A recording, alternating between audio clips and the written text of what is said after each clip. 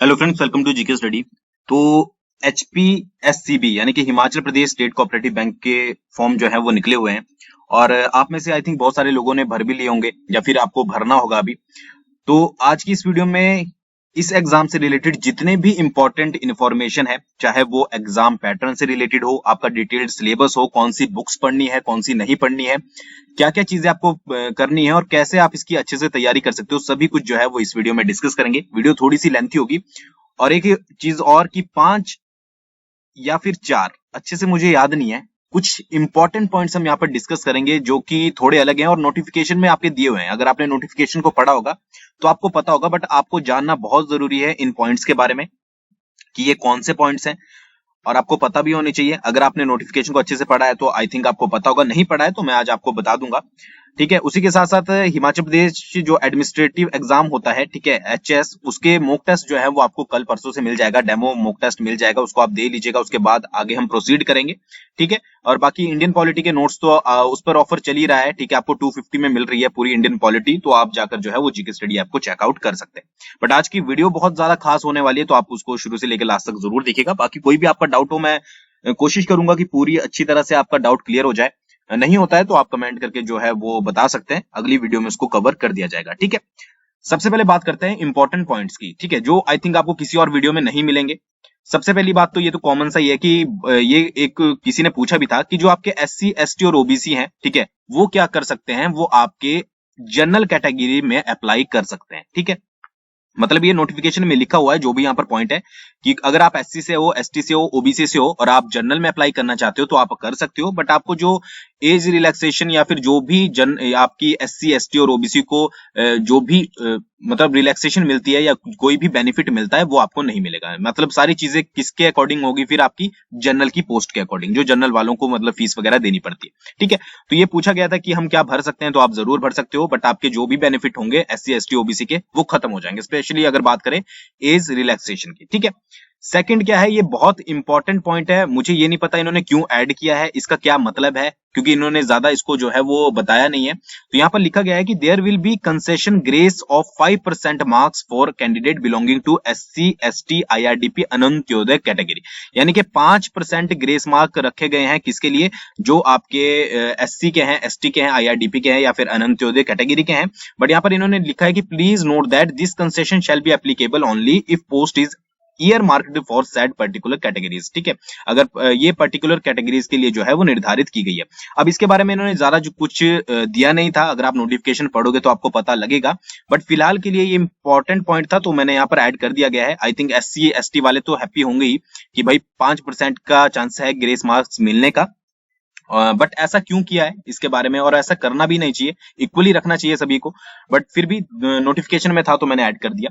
फिर next point की अगर बात करें, जो ओवरऑल मिनिमम क्वालिफाइंग मार्क्स हैं आपके, ठीक है, ऑनलाइन एग्जामिनेशन, देखिए आपका जो एग्जाम होगा वो ऑनलाइन होगा, ठीक है, ऑफलाइन नहीं होगा। सेंटर जो है वो मैक्सिमम जगह पर है, जैसे जो आपका जहां पर आपके जो है वो हेडक्वार्टर होते हैं वहां पर सेंटर बनाए जाएंगे। उसके बाद क्या है कि 45% आपको जो है वो नेसेसरी है कि आपको लेकर आने होंगे। ठीक है, मेरिट कभी भी आपकी जो है वो 45% से नीचे नहीं लगेगी। तो आपको अगर क्वालिफाई करना है और आपको मेरिट में आना है, यानी कि आप मेरिट में काउंट किए जाएं, तो आपको 45% जो है वो मार्क्स लाने पड़ेंगे। ठीक है, तो यहाँ पर लिखा गया है कि जो रिटन एग्जामिनेशन होगा, मेरिट होगी उसकी, test shall not slide down below 45% marks in any case, किसी भी केस में जो है वो 45% से नीचे नहीं जाएगी। ठीक है, तो ये थिंग मतलब कि ये चीज आई थिंक आपको क्लियर होगी कि आपको इतनी मेहनत करनी है कि 45% से तो ऊपर रहना ही है। ठीक है, उसके बाद क्या है कि आप अगर जनरल कैटेगरी से अप्लाई करना चाहते हो, SC ST OBC वाले, तो आप कर सकते हो, बट आपको बेनिफिट जो है वो खत्म हो जाएंगे। ठीक है, बाकी 5% ग्रेस मार्क मिलेंगे आपके SC ST IRDP वालों को। तो कैसे मिलेंगे, किस तरह से मिलेंगे, वो आगे चलकर आपको पता लग जाएगा। ठीक है, नेगेटिव मार्किंग जो है वो इसमें है, 0.25% आपका जो है वो डिडक्ट होंगे अगर आप क्वेश्चन को गलत कर देते हो। और एक और चीज, मल्टीपल चॉइस में आपको 4 ऑप्शन मिलते हैं, यहाँ पर लिखा गया है कि आपको 5 अल्टरनेट्स जो है वो आंसर के दिए जाएंगे। ठीक है, तो अब आपके लिए थोड़ा और कंफ्यूजिंग होगा अगर आप तुक्का वगैरह लगाने की सोच रहे हो। ठीक है, तो 4 की जगह आपको जो है वो 5 होंगे ऑनलाइन मीडियम में, यहाँ पर लिखा गया है। ठीक है, और आपका जो टेस्ट होगा वो इंग्लिश और हिंदी दोनों लैंग्वेज में होगा। बस आपकी इंग्लिश जो सेक्शन होगा वो इंग्लिश में ही रहेगा, बाकी आपको दोनों क्वेश्चन दोनों लैंग्वेज में मिलेंगे जिसको आप स्विच कर सकते हो। ठीक है, तो ये कुछ इंपॉर्टेंट थे। बट अगला पॉइंट पॉइंट जो है वो इससे बहुत ज्यादा इंपॉर्टेंट है, जिसको आपको समझना चाहिए और आपको पता भी होना चाहिए, ठीक है। अब यहाँ पर जो सबसे इंपॉर्टेंट पॉइंट है वो है कि please note that in case the number of candidate applying for any category of post is large, the examination will be held in two phase system of examination, prelim और main examination, ठीक है। अगर किसी भी post के लिए जो है वो अप्लाई जो कैंडिडेट करते हैं उनकी संख्या जो है अगर ज्यादा होती है तो आपका एग्जामिनेशन जो है वो 2 फेज में होगा, जो इन्होंने जनरली बताया कि प्री होगा फिर आपका मेंस होगा, ठीक है। But in case of candidate applying for any category of post is not up to the expected number of candidates, only single main examination will be held. But अगर ऐसा हुआ कि किसी भी पोस्ट के लिए आपका एग्जामिनेशन यानी कि जो अप्लाई कर रहे हैं कैंडिडेट, वो अगर बैंक वालों को लगता है यानी कि जो एग्जाम कंडक्ट करवा रहा है उसको लगता है कि जितने सोचे गए थे उतने नहीं है, तो आपका सिंपल सा एक ही एग्जामिनेशन होगा, वो होगा आपका मेंस, ठीक है। तो यहां पर आप इसको बेनिफिट मानिए या फिर किस चीज के लिए मानिए, अगर उतने कैंडिडेट नहीं होते हैं, अब यहां पर इन्होंने नंबर नहीं दिया गया है कि कैंडिडेट का नंबर कितना लिखा गया है, ये सब कुछ डिपेंड करता है बैंक के डिसीजन के ऊपर, ठीक है। उसका डिसीजन जो है बैंक का फाइनल होगा। उनको लगता है कि अगर नंबर ऑफ कैंडिडेट ज्यादा है तो वो प्री मेंस करवाएंगे, अगर कम लगता है तो वो सीधा मेंस ही करवाएंगे, ठीक है। यानी कि आपका एक ही एग्जाम देना पड़ेगा, उसके बाद आपकी डॉक्यूमेंटेशन होगी, डॉक्यूमेंटेशन भी है इसमें 15 नंबर की, और आपकी डायरेक्ट जॉब है, ठीक है। तो तैयारी अच्छे से कीजिए अगर आपको करनी है, ठीक है। और ऐसा नहीं है कि अब आप ये सोचें कि भाई एक ही एग्जाम होगा तो हम अप्लाई कर देते हैं, ठीक है। ऐसा कुछ नहीं है, एग्जाम चांस जो पूरा चांसेस हैं वो प्री और मेंस दोनों होंगे, बट इन्होंने एक जो है वो कंडीशन रख दी है, ठीक है, कि ये बाद में आप ना बोलो, ठीक है। तो ये कुछ पॉइंट थे, आई होप आपको पहले से पता हो, नहीं पता है तो मैंने बता दिया, मुझे लगा कि आपके साथ डिस्कस करना जरूरी है। अब अपनी मेन वीडियो के ऊपर चलते हैं। सबसे पहले डिस्कस करते हैं एग्जाम पैटर्न, ठीक है। अगर बात करते हैं प्रीलिम की, ठीक है, प्रीलिम की अगर बात करें तो 3 सेक्शन आपके पास पूछे जाएंगे। इंग्लिश का होगा, न्यूमेरिकल एबिलिटी जिसमें मैथ्स वगैरह आता है, और रीजनिंग एबिलिटी आपका, ठीक है। ये होंगे आपके 3 सेक्शन। नंबर ऑफ क्वेश्चन आपके इंग्लिश के 30 होंगे, न्यूमेरिकल एबिलिटी के 35 और आपके रीजनिंग के भी 35, ठीक है। मार्क्स भी इनके सेम होंगे 30, 35, 35, यानी कि 100 क्वेश्चन होंगे और 100 ही नंबर आपके होंगे। अब इसका 45% आप निकाल लीजिए, आपको क्वालिफाई होने के लिए कितना चाहिए। सेक्शनल कट ऑफ की अगर बात करें तो इन्होंने कहीं पर भी मेंशन नहीं किया है, ठीक है। बाकी मैं कंफर्म करके एक बार आपको दोबारा से बता दूंगा, फिलहाल के लिए आप तैयारी शुरू कीजिए। ड्यूरेशन जो है आपको 20-20 मिनट की मिलेगी, यानी कि 20 मिनट में आपको ये सेक्शन खत्म करना होगा, 20 मिनट में ये। उसके बाद जो आपको पता ही होगा अगर आपने बैंकिंग के एग्जाम दिए हैं कि खुद से जो है वो स्विच हो जाते हैं। बाईलैंग्वेज होंगे कि इंग्लिश और हिंदी में दोनों में आपको मिलेंगे, सिर्फ इंग्लिश लैंग्वेज जो है वो आपको इंग्लिश में मिलेगी। तो ये तो प्री का सिलेबस है आपका, मतलब कि एग्जाम पैटर्न है कि इंग्लिश, न्यूमेरिकल, रीजनिंग। अब आपको बेनिफिट यहाँ पर क्या मिलने वाला है कि ये 3 सेक्शन ही जो है वो आगे ऐड किए गए हैं। अगर आप इनकी तैयारी अच्छे से करते हो तो मतलब आप मेंस की भी तैयारी आपकी अच्छे से हो जाती है। मेंस में आपको सिर्फ एक ही सेपरेट पढ़ना है, वो पढ़ना है आपको जनरल अवेयरनेस। तो ये मेंस का आपका एग्जाम पैटर्न है कि रीजनिंग, न्यूमेरिकल एबिलिटी, इंग्लिश और जनरल अवेयरनेस। 40-40 क्वेश्चन आपके इंग्लिश और जो आपका न्यूमेरिकल एबिलिटी होती है और रीजनिंग के पूछे जाएंगे, और 50 क्वेश्चन आपके जनरल अवेयरनेस के होंगे। और अगर नंबर ऑफ कैंडिडेट आपके जो बैंक सोच रहा है उतने नहीं होते हैं तो आपका डायरेक्टली जो है वो यही एग्जाम होगा, इसको आप कट मान के चलिए, ठीक है। बट ये रेयर चांसेस है, अगर होता है तो आपकी किस्मत अच्छी, ठीक है। टोटल 170 क्वेश्चन होंगे, जिसमें से जो है वो आपके मतलब कि 170 क्वेश्चन होंगे और मार्क्स जो हैं वो आपके 85 होंगे, यानी कि 40 क्वेश्चन एक यहाँ पर 20 मार्क्स दिएंगे, फिर यहाँ पर न्यूमेरिकल एबिलिटी के 40 क्वेश्चन 20 मार्क्स के, और फिर इंग्लिश के 40 क्वेश्चन 20 मार्क्स के, ठीक है। और 50 क्वेश्चन जीके के 25 मार्क्स के। 30-30 मिनट आपको हर एक सेक्शन के लिए मिलेंगे, 120 मिनट इसमें मिलेंगे आपको, और 60 मिनट जो है वो आपको इसमें मिलेंगे। आई होप आपको क्लियर हो गया होगा, कुछ मैंने ना बोला हो तो आपके पास सामने आ रहा है, आप इसको पढ़ सकते हो। आप जनरल अवेयरनेस की बात करें तो 25% क्वेश्चन जो है वो आपके टोटल, मतलब कि अगर 50 क्वेश्चन है, 50 क्वेश्चन में से आपके 25% क्वेश्चन पूछे जाएंगे एचपी के, ठीक है। और उसके बाद बाकी जो है वो आपको पता ही है, कुछ बैंकिंग सेक्टर से ज्यादा पूछे जाएंगे, ये तो आपको इतनी सी समझ होगी, ठीक है। तो ये है आपका एग्जाम पैटर्न। मैंने प्री और मेंस दोनों के लिए बता दिया कि किस तरह से आपको तैयारी करनी है। अगर आप इन 3 सेक्शन की अच्छे से तैयारी करते हो तो अच्छे से आपकी प्रिपरेशन प्री प्लस मेंस के लिए दोनों के लिए हो जाएगी, ठीक है।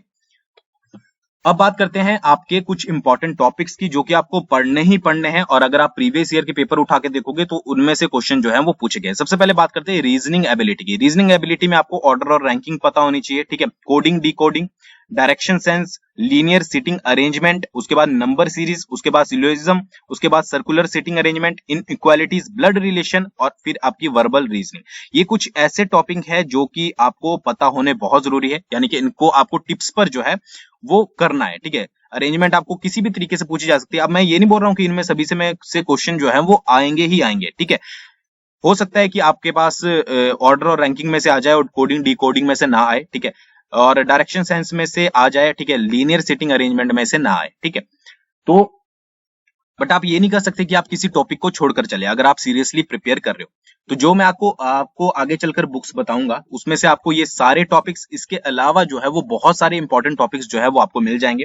तो सबसे पहले आपको ये कवर करना है, ठीक है, उसके बाद जो है वो आपको अदर टॉपिक जो है वो कवर करने हैं, ठीक है। तैयारी आपको करनी पड़ेगी, एक एक चैप्टर करके आपको प्रिपेयर करना है। अगस्त में पता है आपको कि एग्जाम हो सकता है कि अगर सिचुएशन सही हुई, बाकी अगर आगे पोस्टपोन होता है तो वो अलग बात है। बट फिलहाल के लिए आपके पास टाइम कम है और आपको जिनके मैथ्स कमजोर है या फिर रीजनिंग कमजोर है तो उनको जो है उतना ही दिन रात मेहनत करके स्ट्रॉन्ग करना है, ठीक है। तो ये कुछ इंपॉर्टेंट टॉपिक हैं जो कि रीजनिंग एबिलिटी के अंडर आते हैं। फिर अगर क्वांटिटेटिव एप्टीट्यूड की बात करें, ठीक है, या न्यूमेरिकल एबिलिटी जो भी बोल लीजिए, तो सिंप्लीफिकेशन, क्वाड्रिक इक्वेशन, इनमें से क्वेश्चन जरूर आते हैं, ठीक है। Profit and loss, ratio and proportion, work and time, time and distance, interest हो गया, सिंपल और कंपाउंड, डाटा सफिशिएंसी, अप्रोक्सीमेशन और डाटा इंटरप्रिटेशन, ठीक है। तो ये सारे क्वेश्चन जो है वो आपसे पूछे जाएंगे। अब प्रॉफिट एंड लॉस हो गया या रेशियो एंड प्रोपोर्शन हो गया, अब हो सकता है कि चार्ट के आप या तो आपसे डायरेक्ट क्वेश्चन पूछ ले जाए या फिर आपके पास एक चार्ट दे दिया जाए और उसमें से आपके पास सेपरेट 5 क्वेश्चन पूछे गए हैं जिसमें प्रॉफिट एंड लॉस का भी है और कुछ आपके इंटरेस्ट का भी पूछा गया है, ठीक है। तो ये इनके तरीके होते हैं, इसको आप ये नहीं बोल सकते कि इस बार ऐसा पूछा गया तो अगली बार भी वैसा ही पूछा जाएगा। अगर चार्ट वाइज पूछा जाता है तो भी उसमें भी आपको पता ही है कि रेशियो ज्यादातर निकालनी पड़ती है या फिर आपको इंटरेस्ट निकालने को बोल देते हैं। तो ये चीजें जो है वो अगर आपकी बेसिक सब कुछ क्लियर है तो आप उसको आराम से कर लोगे। तो ये तो क्वेश्चन ऐसे हैं कि सिंप्लीफिकेशन आपको पता होनी चाहिए, सिंप्लीफिकेशन तो सभी आगे भी यूज होती है फर्दर। और बाकी अगर आपको रेशियो निकालने आती है, टाइम एंड वर्क का आपको आता है, सब कुछ आपको जो है वो टिप्स पर याद होना चाहिए। अगर आपको बेसिक फार्मूले आते हैं, सब कुछ आते हैं। एक चीज और याद रखिएगा, शॉर्ट ट्रिक्स के ऊपर आपको करनी अच्छी बात है, करनी भी चाहिए क्योंकि टाइम पीरियड अगर कम टाइम में आपको करना है तो आपके लिए काम आएगा। बट सबसे पहले आपको बेसिक क्लियर होना चाहिए। मान लीजिए आपके सारे क्वेश्चन पे कुछ ऐसा क्वेश्चन आ गया ट्रिकी सा जिसपे आपकी शॉर्ट ट्रिक जो है वो काम नहीं कर रही है, तो अगर आपको बेसिक फार्मूले आते हैं तो आप उससे आंसर जो है वो जरूर निकाल लोगे, चाहे थोड़ा टाइम लेकर निकालोगे बट निकाल लोगे।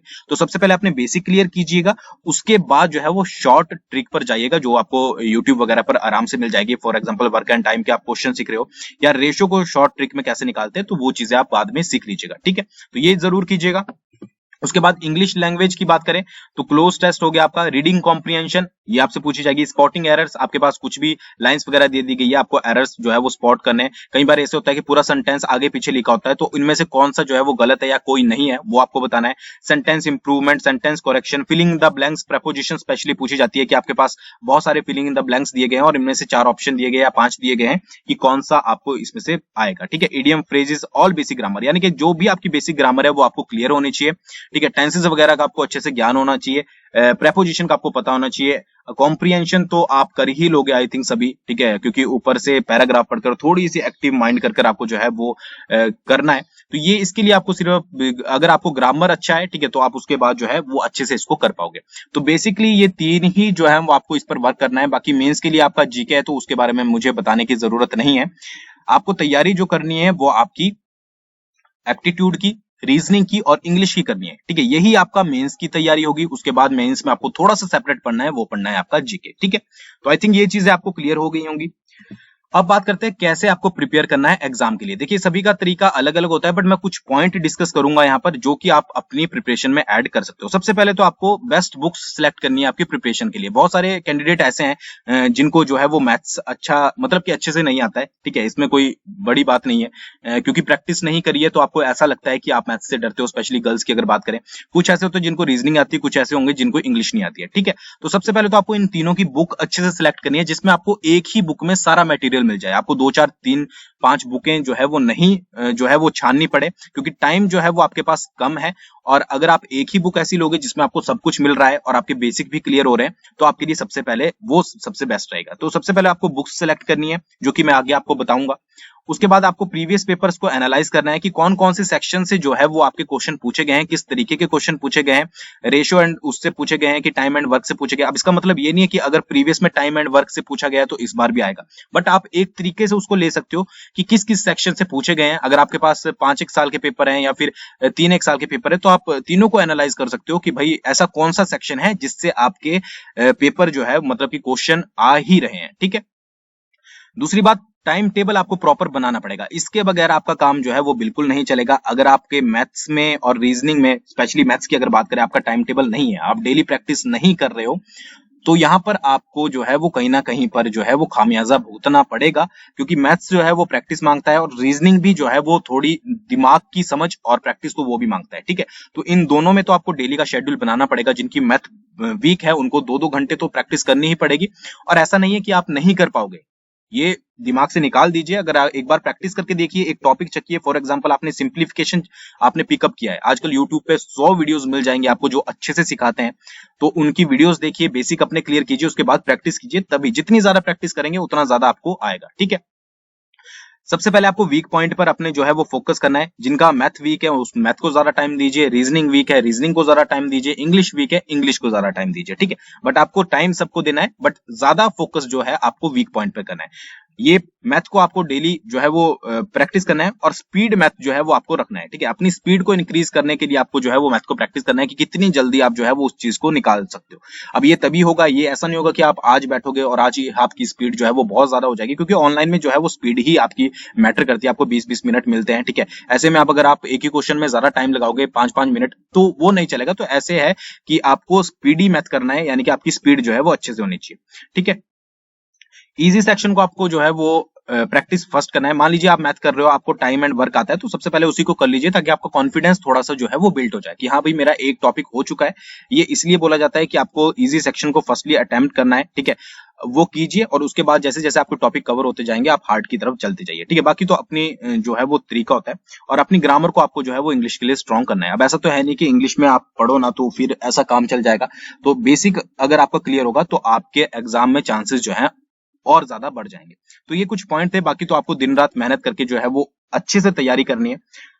बात करते हैं बुक्स के बारे में, तो एप्टीट्यूड के लिए मैं आपको रेकमेंड करूंगा आरएस अग्रवाल, और रीजनिंग के लिए भी मैं आपको रेकमेंड करूंगा आरएस अग्रवाल, ठीक है। वैसे तो बहुत सारे लोगों ने इसको पहले से ही पढ़ा होगा और उनको पता भी होगा कि किस टाइप की ये बुक्स हैं। लिंक मैंने जो है वो डिस्क्रिप्शन में डाल दिया है, आप वहां से चेकआउट कर सकते हैं। जरूरी नहीं है कि आप बाय करो, ठीक है, बट एक बार चेकआउट जरूर कीजिएगा कि किस तरह की बुक्स हैं। और अगर आप किसी से भी पूछोगे तो आपको इसमें जो है वो डिटेल में सिलेबस मिलेगा, अच्छे से मिल जाएगा, हर एक टॉपिक मिलेगा, बेसिक से क्लियर, इजी से लेकर हार्ड तक के आपको क्वेश्चन मिलेंगे। इतने बहुत सारे आपको क्वेश्चन मिल जाएंगे जिनको आप प्रैक्टिस कर सकते हो। यानी कि अगर आप ये दो बुक ले लेते हो, ठीक है, एप्टीट्यूड और रीजनिंग के लिए, तो आपको कहीं और जाने की जरूरत जो है वो नहीं पड़ेगी, ठीक है। जीके के लिए हिमाचल दर्पण और ल्यूसेंट, ये मुझे बोलने की जरूरत नहीं है, बैंकिंग पे आपको ज्यादा फोकस करना है, ल्यूसेंट में मिल जाएगी। इंग्लिश के लिए बेसिक ग्रामर और ल्यूसेंट आप जो है वो परचेज कर सकते हो, ठीक है, आराम से इससे हो जाएगा। अगर आपकी बेसिक ग्रामर क्लियर है तो आप लूसेंट से जो है प्रैक्टिस कर सकते हो। बाकी ये दो बुक है, इसके अलावा भी आप ले सकते हो, बट इनको आप चेकआउट कर लीजिएगा, लिंक मैंने डिस्क्रिप्शन में डाल दिया है। और अगर आप इसका रिव्यू भी देखोगे यूट्यूब वगैरह पे तो आपको बहुत अच्छा मिलेगा, ठीक है। स्पेशली बैंकिंग के लिए यही यूज होती है, तो मैंने आपको यही रेकमेंड की है, ठीक है। तो आई होप आपको आज की वीडियो पसंद आई होगी। वीडियो कैसी लगी कमेंट करके जरूर बताइएगा। थैंक्स फॉर वॉचिंग, बहुत जल्दी मिलेंगे नेक्स्ट वीडियो के साथ।